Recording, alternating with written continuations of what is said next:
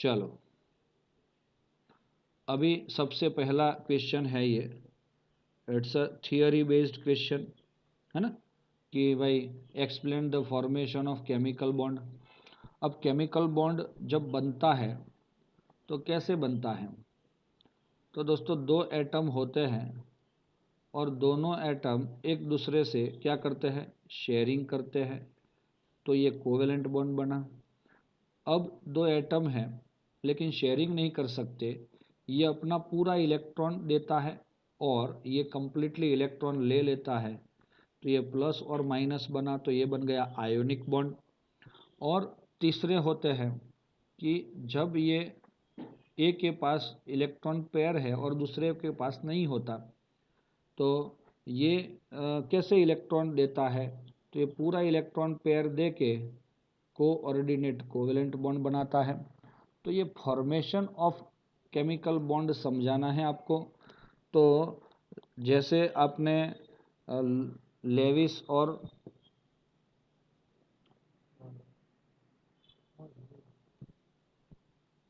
जो सबसे पहले साइंटिस्ट आए थे ना, कॉसेल, ये दोनों के अकॉर्डिंग ये थियरी को अच्छे से समझाना होगा दोस्तों। नेक्स्ट क्वेश्चन है, write Lewis dot symbol for atoms of the following element.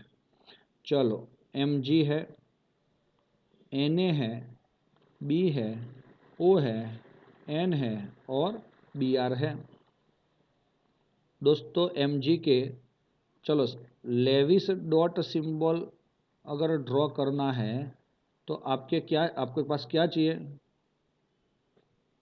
Outer shell electrons होने चाहिए। और वो इलेक्ट्रॉन कितने हैं Mg में? मैग्नीशियम वो 12th ग्रुप में है, इसमें टोटल 12 एलिमेंट इलेक्ट्रॉन्स होते हैं, 282 होता है। ये जो है वो सोडियम 1 होता है। बोरॉन में क्या होता है? 2 और 3, तो 3 हो जाएगा। ऑक्सीजन में क्या होता है? बताओ आप लोग कमेंट्स में। ऑक्सीजन के पास आउटर शेल में मेरे ख्याल से 6 इलेक्ट्रॉन्स होते हैं, और नाइट्रोजन के अंदर आई थिंक 7 होते हैं, और ब्रोमीन के अंदर ऑलमोस्ट 7 होते हैं। अब हम क्या कर रहे हैं, देख सकते हो, मैं अलग से तो नहीं लिख रहा हूँ, लेकिन अलग पेन से आपको दिखा दूंगा कि भाई चलो, मैग्नीशियम के अराउंड में उसके सिंबल के आसपास 2 डॉट डाल दिए, तो that is the Lewis dot symbol. Boron के अराउंड में 3 डॉट, क्योंकि आउटर शेल में 3 है इलेक्ट्रॉन। ऑक्सीजन में 6 लिखे मैंने, है ना, और नाइट्रोजन में 5। बोरॉन में सबसे ज़्यादा, सॉरी, ब्रोमीन में कितने हैं? 7। तो हमको ऐसे ही लिखना है इसको। आगे जा रहे हैं, write the Lewis symbol for the following elements. चलो, sulphur and sulphur minus, aluminium and aluminium +3, hydrogen and hydrogen minus. चलो, सल्फर और sulphur -2, aluminium and aluminium +3, hydrogen and hydrogen minus, right. अब दोस्तों, सल्फर के आउटर शेल में कितने electrons होते हैं? I think they are 6। और सल्फर -2 के आउटर शेल में कितने होंगे? क्योंकि 2 इलेक्ट्रॉन आए तो 6 + 2 = 8। रेडी। एल्यूमिनियम के आउटर शेल में कितने हैं? 3। और यहाँ पे +3 हुआ तो 3 - 3 = 0 हो जाएंगे। हाइड्रोजन में 1, और ये हाइड्रोजन में 1 और एक इलेक्ट्रॉन आया है, इसीलिए 2, और ये 8। चलो, अभी हम क्या कर रहे हैं, ये सब के सिंबल के अराउंड हम लिख रहे हैं उसके नंबर ऑफ इलेक्ट्रॉन्स। चलो,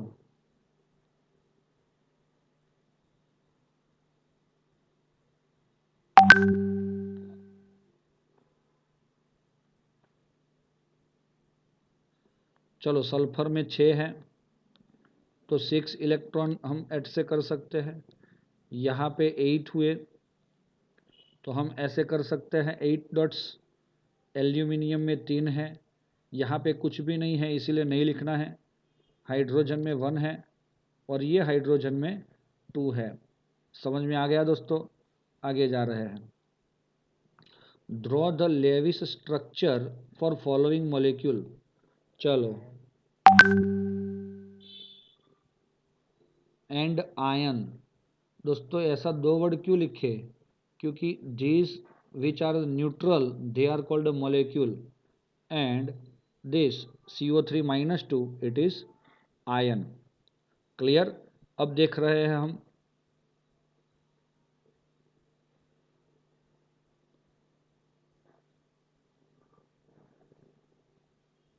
चलो H2S है तो आपको पता है सेंट्रल एटम कौन है? सल्फर। सल्फर के साथ कितने इलेक्ट्रॉन हैं आसपास? आउटर शेल में 6 इलेक्ट्रॉन्स होते हैं।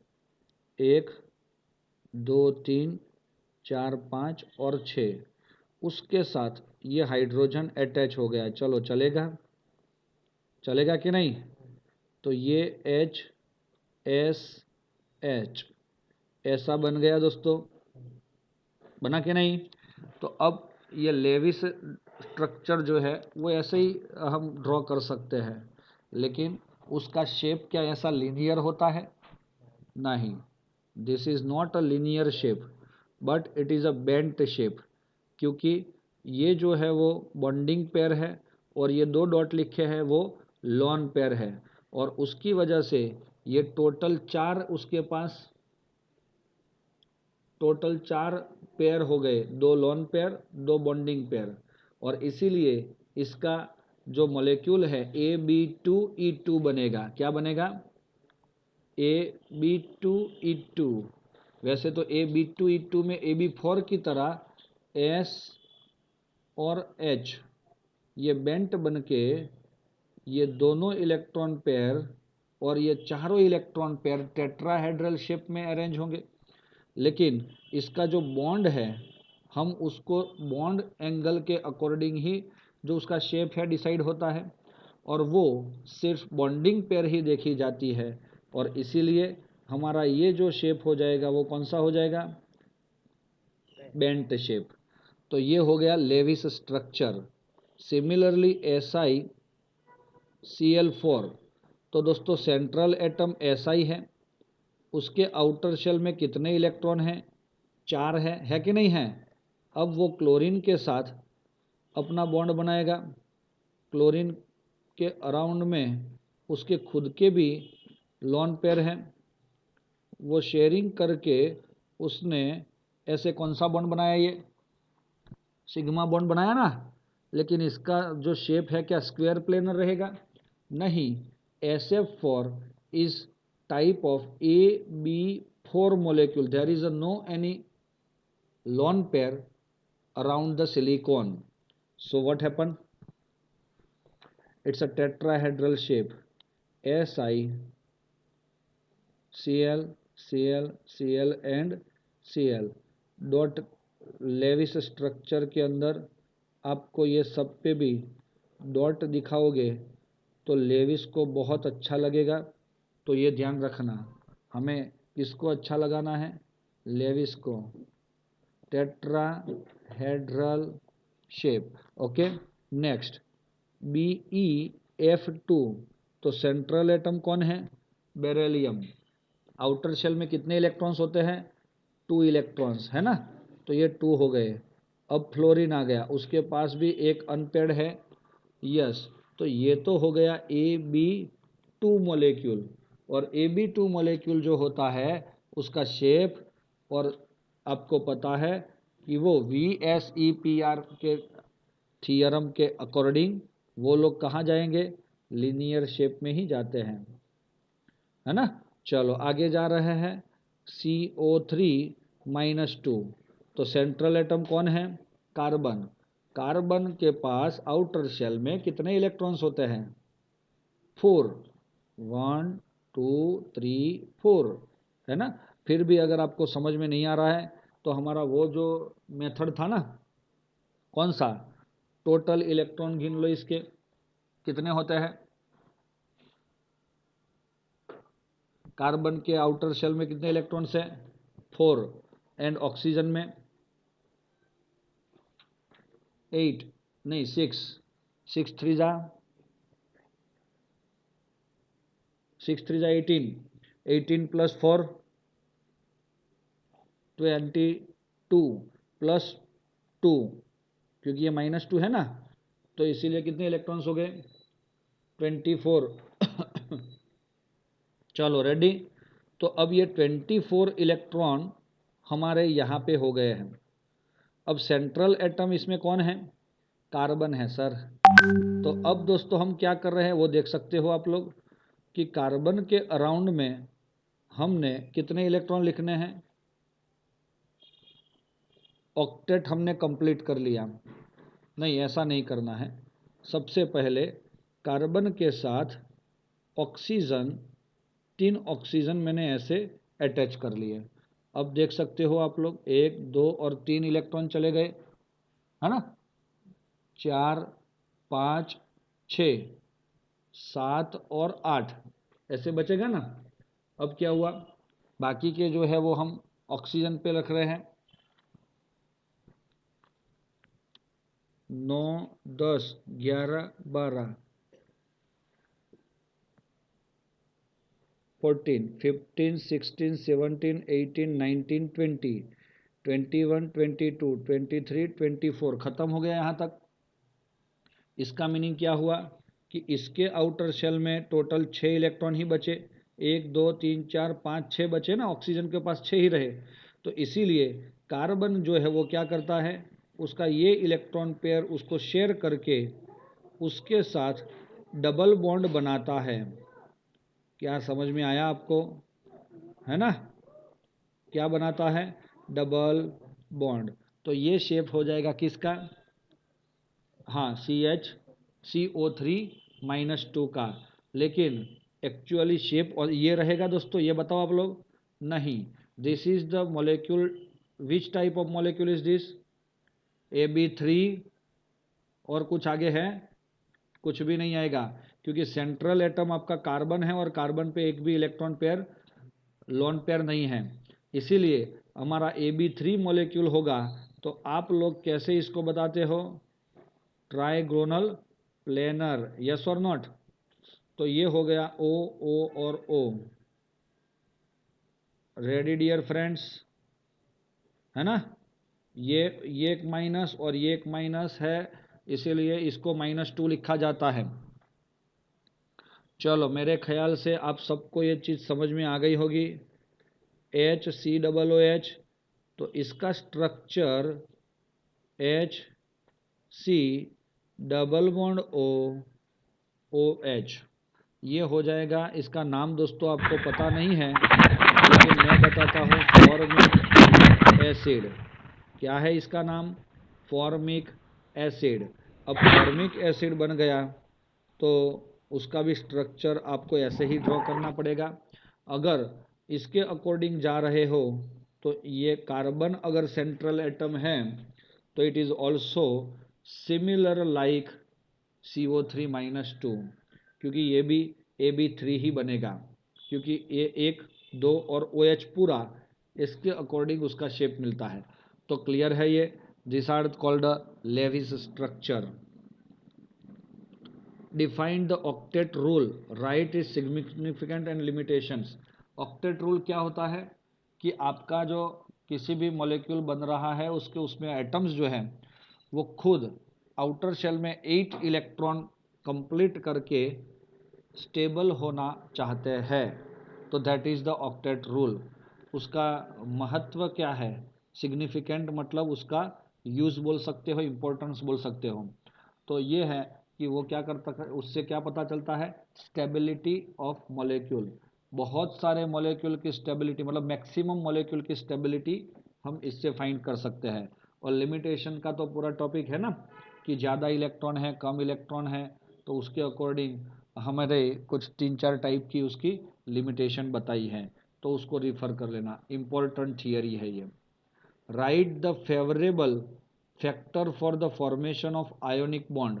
दोस्तों आयोनिक बॉन्ड बनता है, जब आयोनिक बॉन्ड बनता है तो हम ऐसा ही एटम सोचते हैं NaCl जैसा।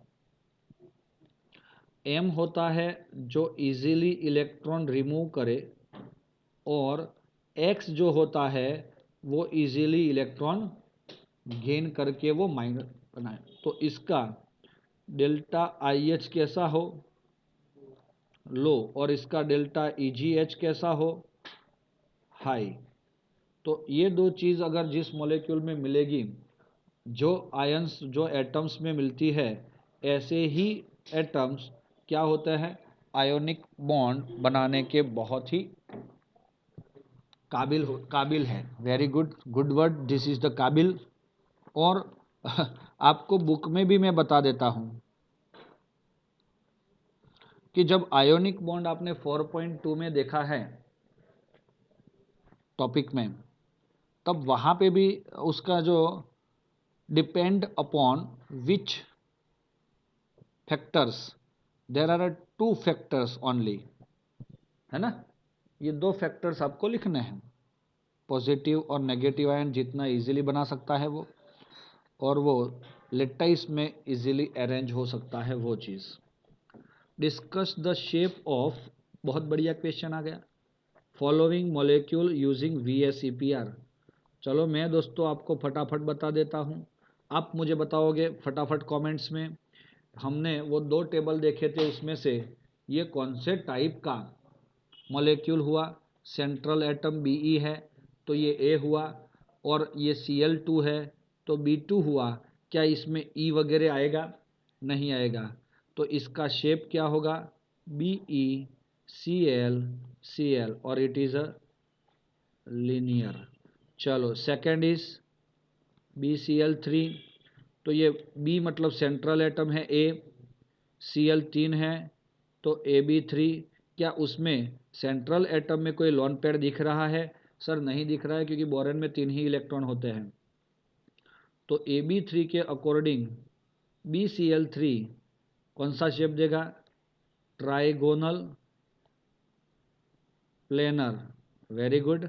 अब जा रहे हैं हम SiCl4 की ओर, बढ़िया तरीके से। सिलिकॉन के आउटर शेल में 4 इलेक्ट्रॉन होते हैं, और उसने 4 है ना, हाँ 4 है दोस्तों, 4 क्लोरीन के साथ अटैच हो गया, तो ये भी टेट्राहेड्रल शेप मिलता है। समझ में आ रहा है ना दोस्तों, थोड़ा सा हम स्पीड में जा रहे हैं, तो ये हो जाएगा टेट्राहेड्रल शेप। आगे जा रहे हैं, कौन है, AsF5, आर्सेनिक कौन से ग्रुप में आता है, बढ़िया ग्रुप आता है उसका, है ना, बढ़िया, एकदम बढ़िया ग्रुप आता है। तो ये बन जाएगा AB5 मेरे ख्याल से, क्योंकि वो 15 ग्रुप में है, आउटर शेल में उसके 5 इलेक्ट्रॉन हैं और 5 फ्लोरीन के साथ जुड़ गया है, और इसका शेप बढ़िया आता है AS, इक्वेटोरियल और अक्सियल, पता है ये तो वर्ड ना, PCl5 वाला, तो ये F और ये F, तो इसका नाम क्या होगा, यस, ट्राइगोनल बाईपिरामिडल।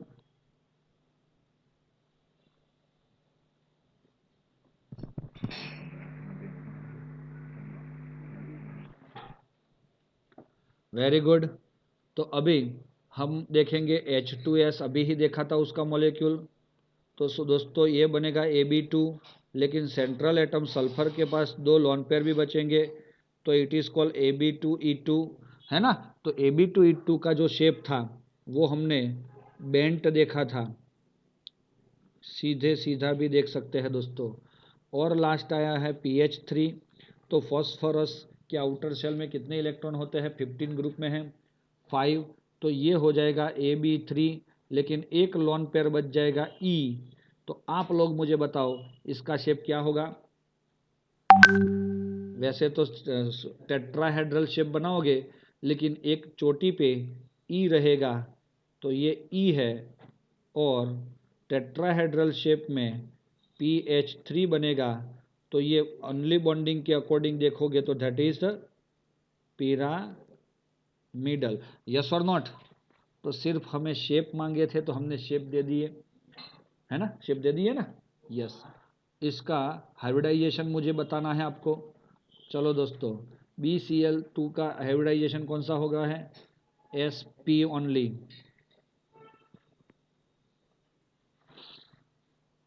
क्या होता है? SP की SP2?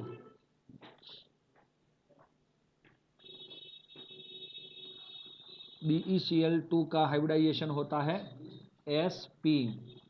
चलो, BCl3 का हाइब्रिडाइजेशन होता है SP2, और SiCl4 का होता है SP3। बेरेलियम के आउटर शेल में 2 ही इलेक्ट्रॉन थे। कंफ्यूजन है ना दोस्तों? सीधा साधा है बेचारा, बुक में हमने पढ़ाया भी था इसको तो, लेकिन आपको पढ़ना तो है नहीं रेगुलरली, तो कैसे समझ में आएगा? एक बार पढ़ने के बाद उसको एक बार रिवाइज तो करना पड़ेगा ना। ये तो सारी चीज़ डिलीट ही हो जाएगी दिमाग में से, सारी मेहनत जीरो। BCl3 SP2 है। कैसे बनता है मैं कितनी बार समझाऊंगा आपको कि कैसे बनता है? वो वीडियो देख लेना, कल भेजा था उसको, तो समझ में आ जाएगा। अब AsF5 जो है वो SP3D ये हाइब्रिडाइजेशन देता है। कैसे देता है वो आप लोग खुद समझना दोस्तों। और ये जो है H2S, ये इसके अकॉर्डिंग देखो आप लोग, उसके पास सेंट्रल एटम में देखो, ये सेंट्रल एटम में कितने B अटैच हुए हैं? 2। तो 2 ही ऑर्बिटल हाइब्रिडाइजेशन में यूज होंगे। 3 है तो 3, 4 है तो 4, 5 है तो 5। अब ये सेंट्रल एटम में तो सर 2 ही हैं, लेकिन उसके इलेक्ट्रॉन पेयर के अकॉर्डिंग देखा जाता है। यहाँ पे बॉन्डिंग पेयर थे सब, यहाँ पे 2 लॉन पेयर भी है, इसीलिए ये टेट्राहेड्रली बनता है। और वो सल्फर है सेंट्रल एटम, उसका जो हाइब्रिडाइजेशन है वो कौन सा बनेगा? SP3। सिमिलरली इसमें भी 4 है देखो, है कि नहीं?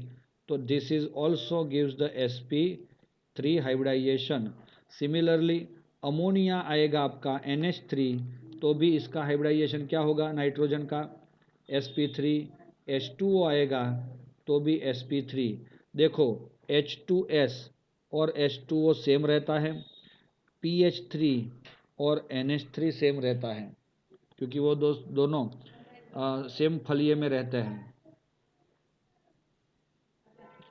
चलो, अब यहाँ पे देखा है, although geometry of NH3 and H2O molecule are distorted tetrahedral bond angle in water is less than ammonia. दोस्तों अभी हमने बता दिया कि अमोनिया जो है वो बढ़िया तरीके से ऐसा दिया हुआ है दोस्तों, जियोमेट्री ऐसी हो गई है इसकी। डिस्टॉर्टेड क्यों बोला है वो मैं बता रहा हूँ आपको।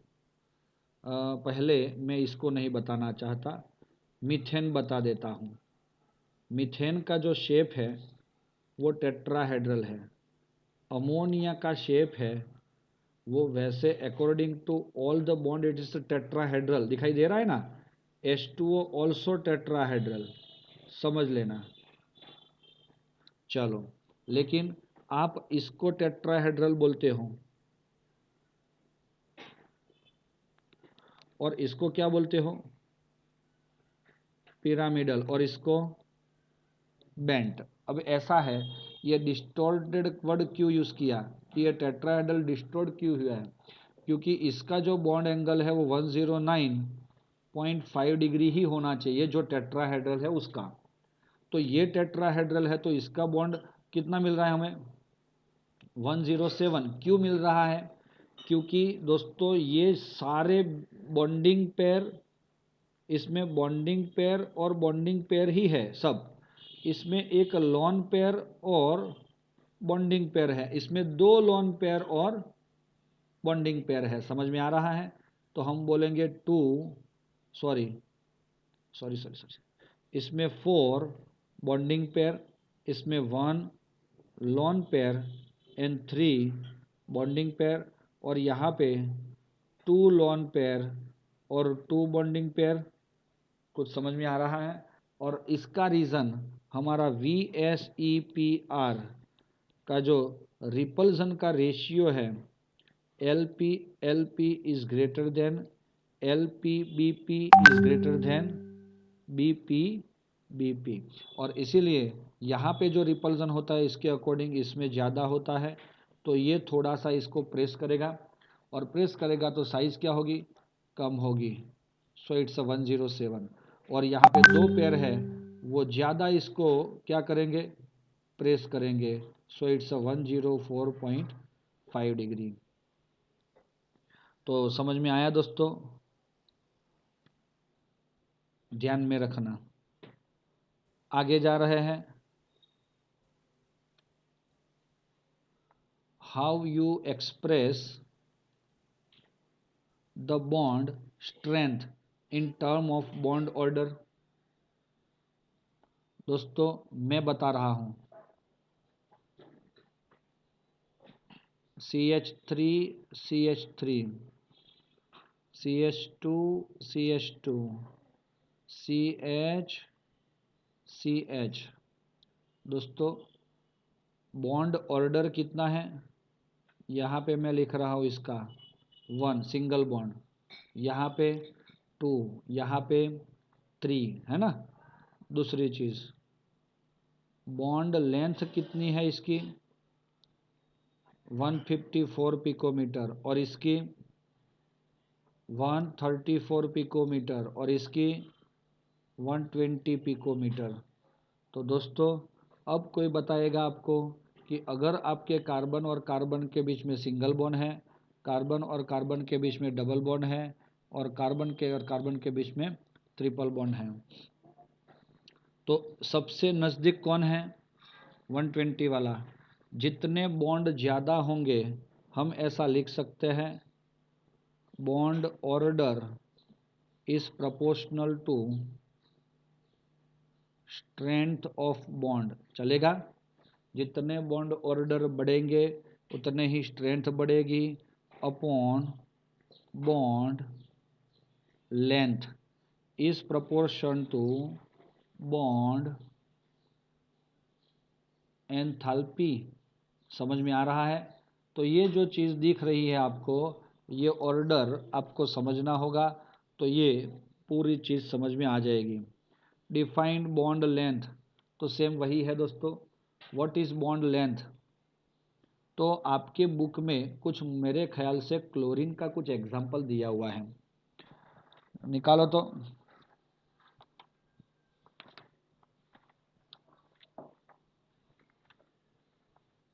है ना? तो वो एग्जाम्पल के अकॉर्डिंग मैं फटाफट से आपको समझा रहा हूँ।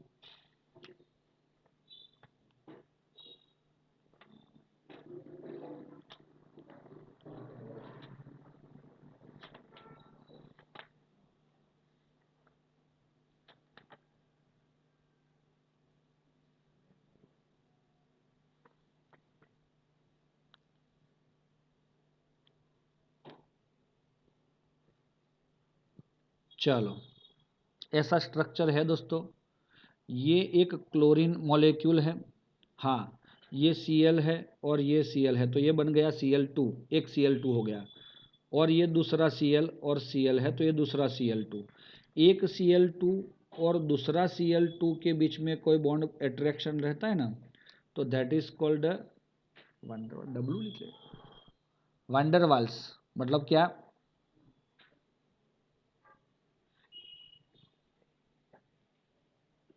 वंडरवाल्स अट्रैक्शन फोर्स बोलेंगे हम। चलो, ओके दोस्तों, है ना। तो ये सिर्फ वंडरवाल्स अट्रैक्शन, मैंने अट्रैक्शन बोला है, अभी उसका रेडियस नहीं बोला। चलो आगे जा रहे हैं। अब ये दोनों के बीच में जो डिस्टेंस होता है ना दोस्तों, है ना, तो that is called a bond length of Cl and Cl। अब इसकी वैल्यू आपको दी हुई है, शायद इट्स 198 पिकोमीटर। तो अगर कोई पूछेगा कि what is the radius of chlorine, तो यहाँ पे कोवेलेंट रेडियस कितना है दोस्तों, ये 198 डिवाइड बाई 2 ऑफ क्लोरीन, हाँ, तो ये 99 पिकोमीटर होगा। सर इसको कोवेलेंट रेडियस क्यों बोला, क्योंकि ये कोवेलेंट बॉन्ड बना है ये दोनों के बीच में, और वो दोनों के न्यूक्लियस के बीच का जो डिस्टेंस है, समझ में आ रहा है, वो डिस्टेंस के अकॉर्डिंग ही आपको बोलना है कि उसका half value it is called covalent radius. अब ये दूसरा क्या आया, ये दूसरा क्या आया दोस्तों, यस दूसरा क्लोरीन आया। अब यहाँ पे और यहाँ पे ये दोनों मॉलिक्यूल के बीच का जो डिस्टेंस है वो 360 पिकोमीटर है। तो मेरे ख्याल से ये दो न्यूक्लियस का जो हाफ होगा उसको क्या बोलोगे आप लोग, van der Waals. RVDW is equal to 360 divide by 2, तो इट्स 180 पिकोमीटर। तो ये वांडरवाल्स रेडियस बोलेंगे इसको, क्या, दो डिफरेंट मॉलिक्यूल के बीच का जब हम मेजरमेंट लेते हैं और उसका रेडियस मेजर करेंगे तो वो वांडरवाल्स। लेकिन सेम मॉलिक्यूल के अंदर कोवेलेंट बॉन्ड बन के दो एटम अटैच हुए हैं और उसका दोनों के जो डिस्टेंस है, दोनों की बॉन्ड लेंथ है, उसका हाफ वैल्यू को हम क्या बोलेंगे, कोवेलेंट रेडियस। चलो रेडी, तो ये आपको समझना होगा। important aspects resonance with what, CO3 -2 ion. तो दोस्तों मैं सिर्फ आपको स्ट्रक्चर बता रहा हूँ, CO3 अभी बताया था ना हमने, बस कुछ भी नहीं है, ये ऐसे आपको दिखाना है। अगर रेजोनेंस है तो this is the symbol of resonance, और ये इलेक्ट्रॉन जो है वो शिफ्ट होता है सपोज इस पे, तो ये चला जाता है सिर पे सपोज, तो हमारा डबल बॉन्ड किधर आएगा,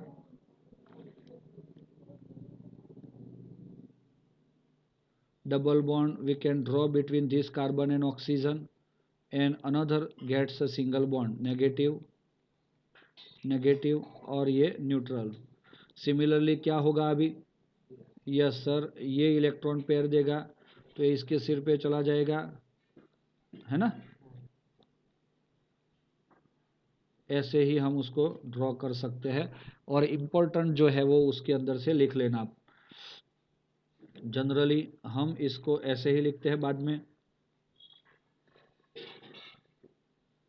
है ना। तो this is the resonating structures.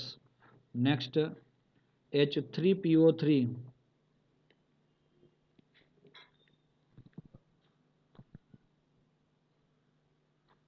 दोस्तों ये जो क्वेश्चन है इसके बाद वाले क्वेश्चंस हम कल करेंगे, क्लियर है, क्योंकि टाइम हो गया है।